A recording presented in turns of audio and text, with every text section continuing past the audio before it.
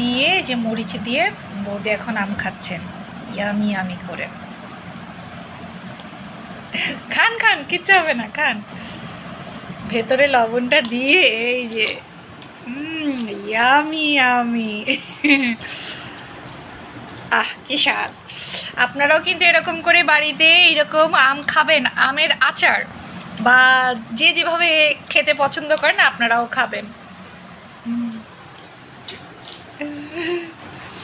অনুশ্রীও খাও। ওই জন্য তো মরিচ দিলে, মরিচ দিয়ে তারপরে একটু ঝাঁকি দিয়ে খেলে মানে আরো বেশি ভালো। ও আচ্ছা আচ্ছা, এই মাঝখানটার ভেতরে মরিচ দিয়ে ঝাঁকিয়ে তারপর খেতে হবে। অনেক এই যে বৌদির ঝাল লেগে গেছে।